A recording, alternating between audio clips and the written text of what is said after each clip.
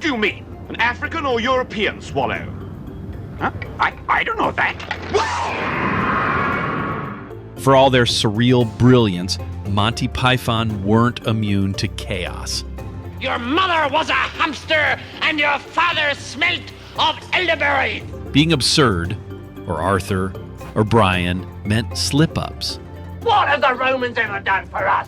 Lines derailed and even comedy veterans cracked under laughter. These unscripted moments didn't spoil the sketches, they made them legendary, giving us a glimpse of the Pythons at their most human and hilarious. Join us as we count down the 20 Monty Python moments that broke the entire cast. Knights of Knee. We are the knights who say, knee.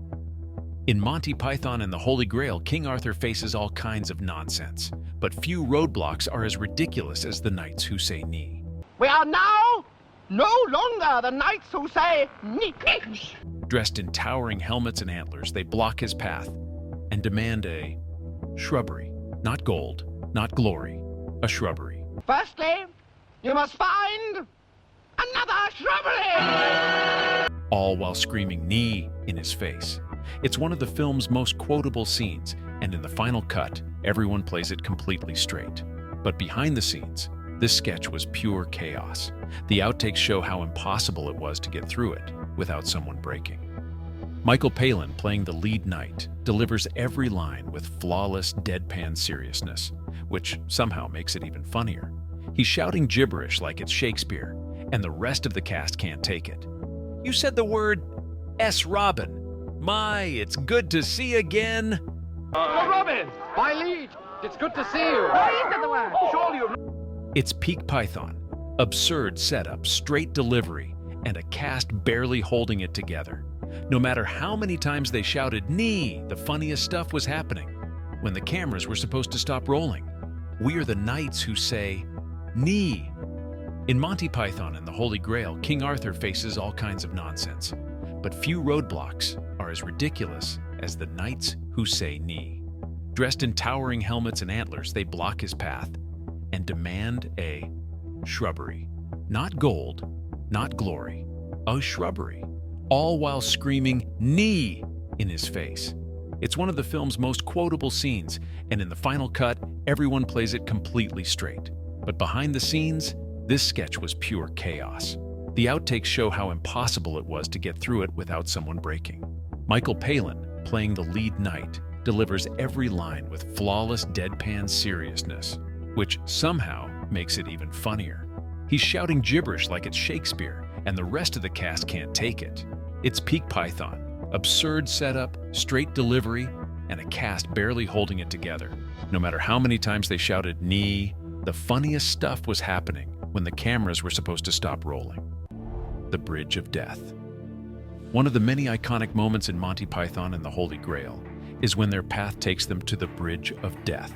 To cross, each traveler is required to answer 3 questions, or else be hurled off the bridge, falling to their death.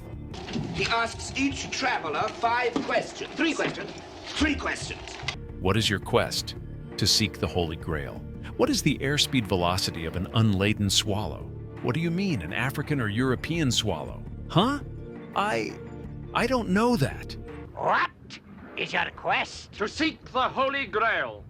While the final product shows everyone keeping it together, the outtakes reveal it was quite difficult to get those professional takes. The combination of dramatic delivery and absurd dialogue made it tough for the cast to stay in character. Lancelot, played by John Cleese, is asked 3 comically simple questions. The last one asks for his favorite color. What is your favorite color? Blue. He's supposed to respond with red, but in one outtake, Cleese forgets the line completely. That unexpected response breaks the moment, and laughter from the crew follows. What is your favorite color? Well, depends, really. It's a clear sign of how challenging it was to film this scene. Even the simplest lines weren't immune to being derailed by the sheer ridiculousness of the setup. Monty Python, Ypres, 1914. In Monty Python's Flying Circus, the sketch 1914 shows the Pythons as English soldiers in World War I. The group realizes there are 5 of them, but only enough rations for 4, which sparks a debate about who should be left behind.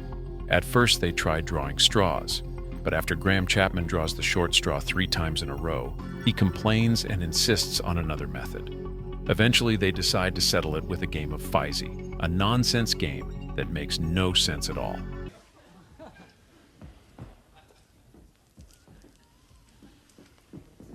The absurdity of the moment is made even funnier by John Cleese, who plays a soldier missing both arms.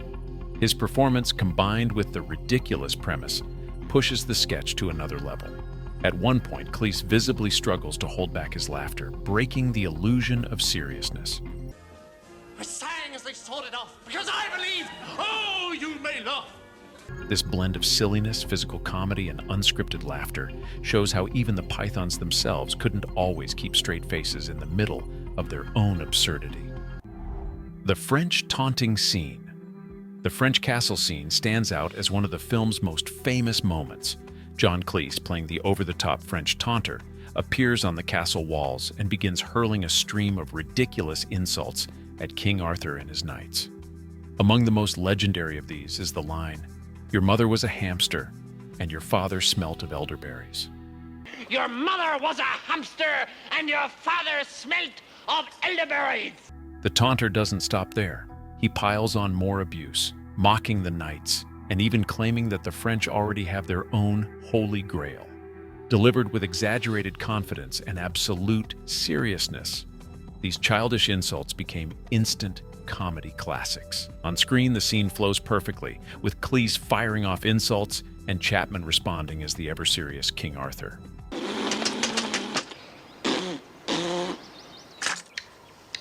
But behind the scenes, it was a very different story. The dialogue was so funny that filming it proved to be incredibly difficult. The cast had to push through repeated takes, struggling to stay in character as the taunts got more and more absurd. Graham Chapman, holding his role as Arthur, also had trouble keeping a straight face as he stood there, listening to the non-stop barrage of nonsense raining down from the castle walls. That mix of sharp writing, absurd insults, and the performer's own struggle not to break character turned the French castle scene into one of the most iconic moments in Monty Python history. A perfect balance of cleverness and chaos. The terrible final sketch. There's a hilarious Monty Python live sketch where Terry Gilliam steals the spotlight the moment he walks on stage. Dressed as a police officer, he immediately vomits into his own hat.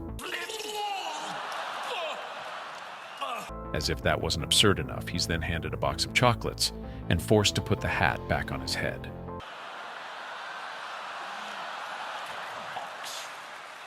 The setup alone is ridiculous, but what makes the sketch truly unforgettable is how hard the rest of the cast struggles to keep a straight face. The Pythons are famous for their ability to sell nonsense with complete seriousness, but this was one of those times when the chaos got the better of them. John Cleese tries desperately to hold the scene together. He steps in, urging the others to pull themselves together and continue. But even Cleese can't maintain composure. The more Gilliam milks the gag, the harder everyone else starts laughing. At one point, the moment becomes so unhinged that Cleese loses track completely and blurts out, "Where are we? Earth?" The audience roars, and the cast collapses into laughter. Where are we? Can you What was supposed to be a structured performance turns into pure chaos. Cleese even tries to get things back on track by reminding the others not to talk directly to the audience. But by then, the scene is already gone, drowned in their own uncontrollable laughter. It's the perfect snapshot of what makes Monty Python so unique. Absurd setups, committed performances, and those unscripted moments where the cast themselves get swept up in the comedy. French lecture on sheep aircraft. In Monty Python's Flying Circus, the French lecture on sheep aircraft sketch is a perfect showcase of the group's trademark absurdity. John Cleese and Michael Palin appear as 2 Frenchmen giving a serious lecture on an absolutely ridiculous subject, a sheep-powered aircraft. On paper, the setup is already hilarious, but the real chaos came during filming. Michael Palin, in particular, had a famously tough time getting through the sketch without breaking. The outtakes show him cracking up repeatedly, and even in the final cut, you can spot him visibly struggling not to laugh. The props didn't make things any easier. At one point, Cleese removes his fake mustache and sticks it directly onto Palin's face.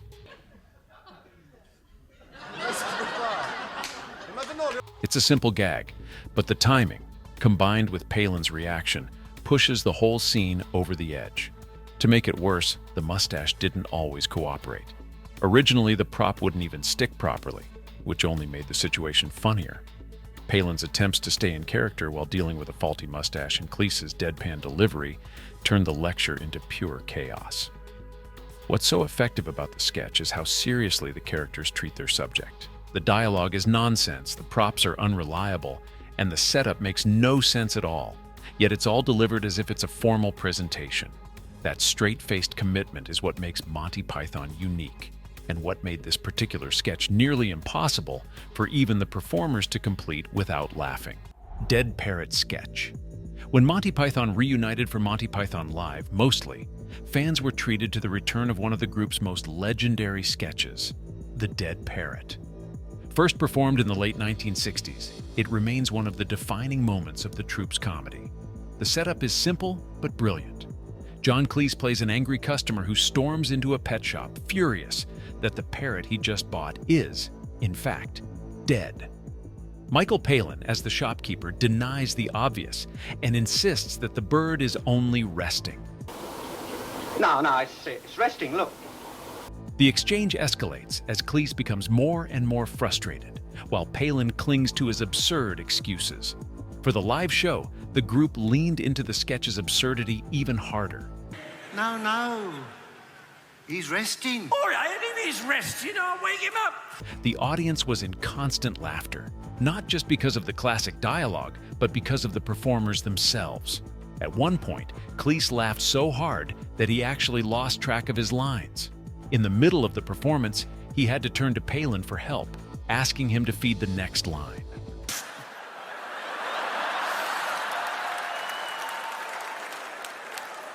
Palin, meanwhile, wasn't immune to the chaos either. He struggled to keep a straight face as Cleese threw himself into the role of the outraged customer. What makes this performance so special is how fresh it felt. Decades after the sketch was first written, it still had the same energy, the same timing, and the same power to send both the cast and the audience into fits of laughter. The live Dead Parrot proved that Monty Python's humor is timeless, as funny in the 21st century as it was the day it was created. Witch-burning scene. In Monty Python and the Holy Grail, the witch-burning scene remains one of the most absurd and hilarious sequences in the entire film. A group of villagers drags a woman to trial, loudly insisting that she's a witch. Instead of dismissing the claim, Sir Bedivere, played by Terry Jones, decides to put her through a logical test to prove her guilt. Bedivere asks the crowd a series of pseudo-scientific questions, trying to show why witches must be burned. At one point, he delivers the setup. Why do witches burn? Why do witches burn? The line was supposed to lead directly to John Cleese's response as a medieval peasant, because they're made of wood. It's a straightforward punchline. Because they're made of wood? Good! But in the final take, Cleese adds something extra. He holds an unusually long pause before giving his answer. That simple delay completely changes the timing. The silence builds anticipation, and when Cleese finally delivers the line, it lands harder than ever. It's a small improvisation, but it turns the joke into one of the funniest moments in the scene. The pause also had an immediate effect on the cast. Eric Idle, standing in the background, can be seen visibly fighting to keep his composure. He even distracts himself by fiddling with his sickle, trying to cover up the fact that he's laughing. It's a classic Monty Python moment. Absurd reasoning, nonsense, logic, and timing so unexpected that even the performers couldn't stay straight-faced. Biggest Dickus scene. The most legendary moments comes with the introduction of a character named Biggest Dickus. Michael Palin plays Pontius Pilate, whose speech impediment only makes the ridiculous name sound even more absurd. Pilate insists that there's nothing funny about the name, but that's exactly what makes it so hilarious. Each time he says Biggest Dickus, it comes out in a way that pushes the guards around him closer and closer to bursting into laughter. Wait till Biggest Dickus hears of this. Wait! Take him away! The comedy doesn't stop there. Another character name, Incontinentia Buttocks, Incontinent to your buttocks. Shut up! What is all this? I've had enough of this. Is thrown into the mix, layering the silliness even further. On paper, it's childish wordplay, but in the hands of the Pythons, it becomes a masterclass in timing, performance, and control. Behind the scenes, though, keeping that control was nearly impossible. The extras were told to stay right on the edge of cracking up. Their job wasn't to stay perfectly stoic. It was to fight back laughter without ever fully breaking. That tension is what sells the scene, but it also made it incredibly difficult to film. The result is unforgettable. Watching rows of guards trying not to laugh as Palin delivers his lines with complete seriousness creates one of the funniest and most enduring scenes in Python history. It's a perfect example of the group's genius, mixing sharp writing with improvisation and then letting the performer's own struggle to keep straight faces bleed into the comedy. Confuse a cat. In Monty Python's Flying Circus, Confuse a Cat is one of the earliest examples of how the group could take a completely absurd concept and treat it with deadly seriousness, and it nearly broke the cast in the process. The sketch follows a couple whose cat has become listless and depressed. Their solution? Hire a professional cat-confusing service. Confuse the cat. What unfolds is a full-blown performance troupe showing up at their house, dancing, miming, shouting, and flashing lights, all to jolt the cat back into excitement.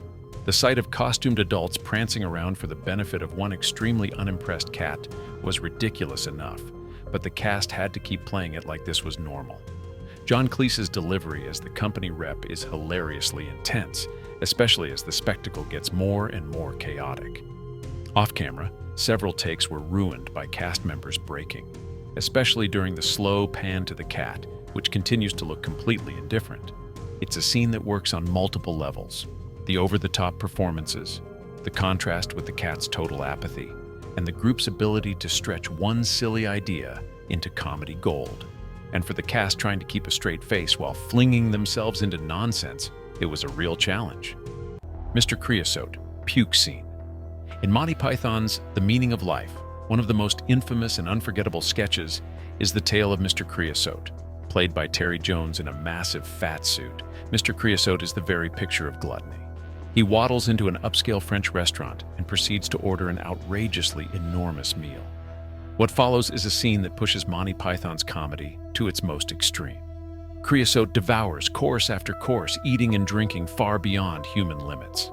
And as he does, he vomits constantly, into buckets, onto the floor, and even across other diners.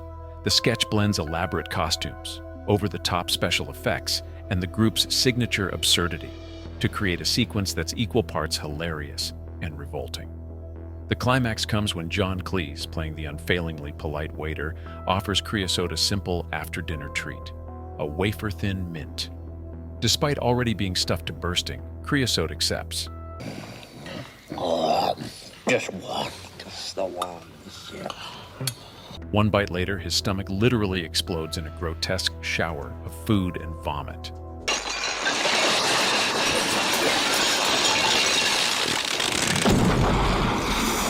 For many audiences, it was both shocking and hysterically funny. Some viewers covered their eyes while others couldn't stop laughing, but almost everyone remembered it. The combination of gross-out effects and Python's absurd sense of escalation made the sketch notorious. Decades later, the Mr. Creosote scene remains one of Monty Python's most infamous creations. It's outrageous, grotesque, and completely ridiculous, but also a perfect example of how the group took comedy risks few others would dare. Upper Class Twit of the Year. In Monty Python's Flying Circus, the sketch Upper Class Twit of the Year delivers one of the group's sharpest and funniest parodies. It takes the form of a sporting competition, but instead of skilled athletes, the contestants are 5 incredibly useless members of the English upper class. Each of the Pythons plays one of these ridiculously named twits, dressed in proper suits and hats, but completely lacking basic ability. The competition is structured like an athletic event, but the tasks are absurdly simple. Things like walking in a straight line, jumping over a few matchboxes, and the notoriously tasteless kicking the beggar. Now it's shooting the rabbits. These rabbits are being carefully staked out to the ground so they can't move around too much. Of course, even these basic challenges prove too much. Every attempt is bungled in spectacular fashion. The contestants stumble, hesitate, or get confused, turning the event into a hilarious disaster. John Cleese ties it all together with his mock-serious sports commentary. He narrates every failed attempt with the enthusiasm and intensity of a real broadcast, describing the incompetence as if it were a professional race. That contrast, treating sheer stupidity with complete seriousness, is what makes the sketch soar. And now the twits are moving up to the starting line, and any moment now they'll be under starters' orders. The competition eventually crowns a winner, though the title of Upper-Class Twit of the Year is hardly a prize. The point isn't who finishes first, but rather the absurdity of watching privileged figures flounder through meaningless challenges. It's a biting send-up of class snobbery and the emptiness of status, wrapped in one of Monty Python's most ridiculous setups. Decades later, it remains a fan favorite and one of the troupe's most quoted sketches, proof that silliness and satire can go hand in hand. What have the Romans ever done for us? In Monty Python's Life of Brian, one of the funniest and most famous scenes takes place during a secret meeting of the People's Front of Judea, a resistance group that despises Roman rule. Their leader, Reg, played by John Cleese, tries to rally the group with a simple, angry question. What have the Romans ever done for us? It's meant to be rhetorical. What have the Romans ever done for us? He expects everyone to cheer in agreement and condemn the empire, but instead the group immediately begins listing benefit after benefit. One member reminds him of the aqueduct, another points out sanitation. But apart from the sanitation, the aqueduct, and the roads, Irrigation, medicine, education. Then someone else mentions the roads. and the roads. Well, yeah, obviously the roads. I mean, the roads go without saying, don't they? Before long, they've added irrigation, medicine, education, public baths, and even wine to the list. Each answer chips away at Reg's outrage, turning his fiery speech into a complete farce. With every new suggestion, his attempts to downplay Roman contributions get more desperate and more hilarious. By the end, Reg has no choice but to admit that yes, the Romans have done quite a lot for them. Yeah, that's something we'd really miss, Reg, if the Romans left. Public baths. And it's safe to walk in the streets at night now, Reg. Just as it seems like the list is finally over, someone adds one last point: peace. That's when Cleese, in perfect comedic timing, snaps back with, "Oh, shut up." Brought peace? Oh, peace! Shut up! The brilliance of the sketch lies in its simplicity. It's a biting parody of political rhetoric, showing how people can ignore positives and focus only on grievances. At the same time, it's pure Monty Python, clever writing, sharp timing, and a joke that still resonates decades later. Monty Python's Life of Brian. In Monty Python's Life of Brian, the stoning scene delivers one of the film's sharpest examples of absurdity and biting satire. A man has been sentenced to death for blasphemy after saying the name of God, Jehovah. My wife was, that piece of halibut was good enough for Jehovah. What follows is less an orderly execution and more a showcase of chaos, contradiction, and Monty Python at their finest. John Cleese plays the weary, exasperated official tasked with running the proceedings. He tries to maintain control over the crowd, but the mob of men waiting to stone the condemned doesn't make his job easy. The twist, of course, is that the men are actually women in disguise, with some of them played by the Pythons themselves, adding another layer of absurdity. From the very beginning, the group can't resist shouting Jehovah over and over, even though that's exactly the crime they're supposed to be punishing. Each time they say it, they technically commit blasphemy themselves. But the irony is ignored in the rush of mob justice. To make matters worse, they refuse to wait for the official signal before throwing their stones. Cleese shouts at them to hold back, but rocks fly early again and again.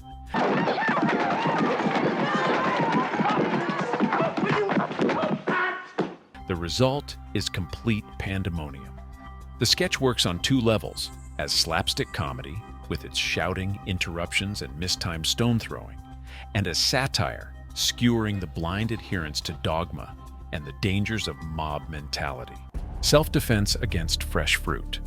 In Monty Python's Flying Circus, the self-defense against fresh fruit sketch is one of John Cleese's most brilliantly bizarre performances.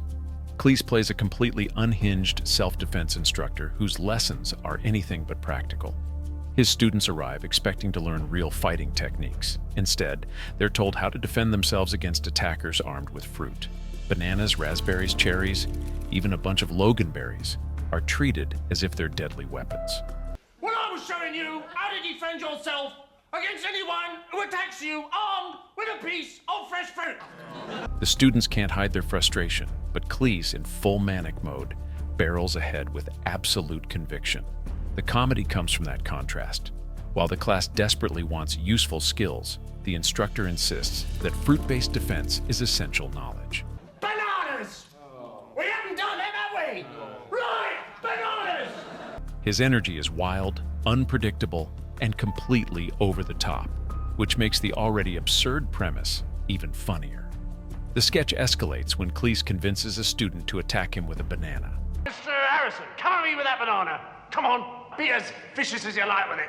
Come on, attack me. The audience expects a silly counter move, but instead the lesson ends violently and ridiculously, proving that his methods are as dangerous as they are useless. What makes the routine so memorable is Cleese's delivery. He plays the role with total seriousness, treating every mention of fruit like a matter of life and death. That commitment turns nonsense into something hysterical, as though martial arts discipline has collided with complete lunacy. By taking something ordinary, fruit, and presenting it as the basis for a deadly training scenario, Monty Python created one of their most absurd and enduring sketches.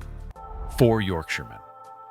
Long before Monty Python officially formed, the roots of their style could already be seen in a sketch that would become one of their best-known routines, the 4 Yorkshiremen. First performed on At Last, the 1948 show in 1967, it featured John Cleese, Graham Chapman, Tim Brooke Taylor, and Marty Feldman as 4 wealthy men reminiscing about their supposedly miserable childhoods. The comedy comes from the way their stories spiral into absurd exaggerations. It begins with one man bragging that his family lived in a single room.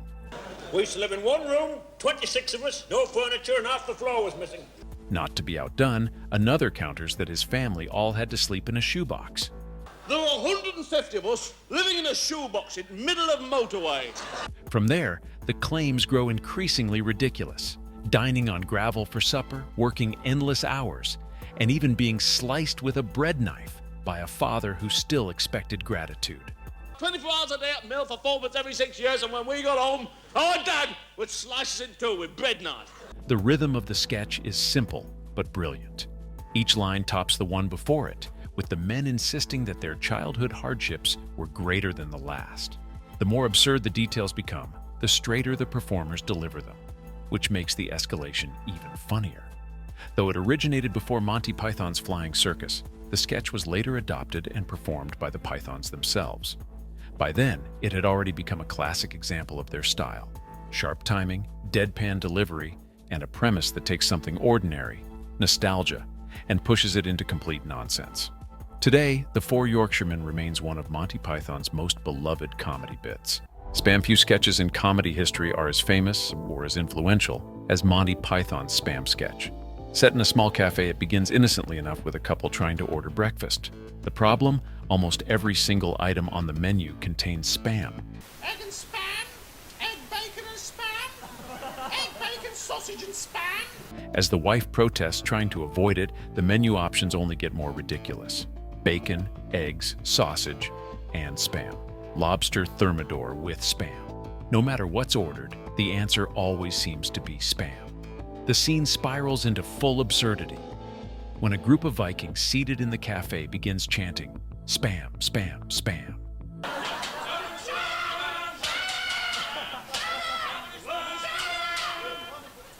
Over and over, completely drowning out the conversation. The louder the chanting gets, the more impossible it becomes for the couple to have a normal interaction. The humor comes from the relentless repetition. Something as ordinary as canned meat is turned into an unstoppable force, overwhelming the sketch and the characters within it. The joke is simple, but the delivery is so exaggerated that it becomes unforgettable. Beyond the laughs, the sketch also left a permanent mark on the English language. Because of its constant, unwanted repetition, the word spam eventually became slang for junk messages and unwanted online content. a piece of Monty Python comedy that shaped the way we talk about the internet decades later. Dirty Hungarian Phrasebook. Few sketches capture Monty Python's love of language and chaos better than the Dirty Hungarian Phrasebook. It begins with a Hungarian tourist, armed with a disastrously mistranslated phrasebook, attempting the simple task of buying cigarettes. What should be a polite exchange quickly devolves into complete nonsense. Instead of asking for tobacco, the tourist spouts bizarre phrases like, "Do you want to come back to my place, bouncy bouncy?" The polite shopkeeper, trying to make sense of it all, grows increasingly confused and frustrated. Do you want to come back to my place, bouncy bouncy? Each mistranslation only pushes the scene further into absurdity. The comedy builds not just from the words themselves, but from the straight-faced delivery. The Hungarian repeats the lines with sincerity, while the shopkeeper tries to remain courteous even as the conversation makes no sense. It's the perfect clash of earnestness and misunderstanding. The sketch reaches iconic status with one line that has lived on far beyond the show. "My hovercraft is full of eels." My hovercraft is full of eels. What? My hovercraft is full of eels. It's such a strange, random declaration that it perfectly sums up Monty Python's brand of humor, turning ordinary communication into surreal chaos. Physical comedy adds another layer, with the shopkeeper's patience eventually breaking down as the mistranslations pile up. What begins as an awkward misunderstanding escalates into full-blown mayhem, making it one of the most memorable sketches of the series. Always look on the bright side of life. Few comedy songs are as instantly recognizable, nor as unexpectedly uplifting, as Monty Python's Always Look on the Bright Side of Life. The moment comes near the very end of Life of Brian, when Brian and others are being crucified. It should be the darkest, most tragic part of the story. Instead, it turns into one of the funniest and most memorable finales in comedy history. As Brian hangs helplessly on the cross, Eric Idle suddenly breaks into song. With a cheerful whistle and a breezy tune, he leads the group in a number that feels completely out of place with the setting. And that's exactly the point. The contrast between the upbeat music and the grim situation creates pure absurdity. Always look on the bright side of life. The lyrics encourage optimism in the face of certain doom, treating crucifixion like just another bump in the road. The casual delivery and catchy rhythm make the song impossible to forget. Audiences laughed, but many also found themselves humming along, which only made the satire sharper. What started as a joke has since become a cultural classic. Always Look on the Bright Side of Life has been sung at concerts, sporting events, and even funerals, proving just how far its influence has spread. It's the perfect ending to Life of Brian, a scene that takes the bleakest possible moment and flips it into something joyful, silly, and strangely comforting. Argument Clinic. Monty Python's Argument Clinic is one of the troupe's most famous sketches, and a perfect example of how they could turn something simple into pure absurdity. The setup is straightforward. Michael Palin walks into an office and pays for an argument. What he gets, however, is far from what he expected. Instead of engaging in debate, John Cleese's character simply contradicts him. Every time Palin makes a statement, Cleese responds with the opposite. What follows is a hilarious back and forth over what even qualifies as an argument. This isn't an argument. Yes, it is. No, it isn't. Yes, it is. No, this isn't an argument. Yes, it is. No, it isn't. It's just contradiction. No, it isn't. Yes, it is. It is not. It is. The dialogue is quick, repetitive, and razor-sharp. The sketch brilliantly satirizes not just the mechanics of debate, but also bureaucracy itself, reducing something that should be thoughtful into an endless cycle of contradictions. The office-like setting only adds to the parody, making it feel as though pointless red tape has been turned into a literal business. Palin's growing frustration plays perfectly against Cleese's smug, unflinching confidence. The more Palin insists on logic, the more Cleese undermines him with flat contradictions, until the very idea of what an argument is has been twisted beyond recognition. What makes Argument Clinic so enduring is how universal it feels. Almost everyone has experienced a conversation where nothing gets resolved, and Monty Python distills that frustration into its most absurd form. Thanks so much for watching. If you enjoyed this, hit like, subscribe, and ring the bell for future uploads. Stay positive, keep chasing growth, and I'll see you in the next video. Peace out.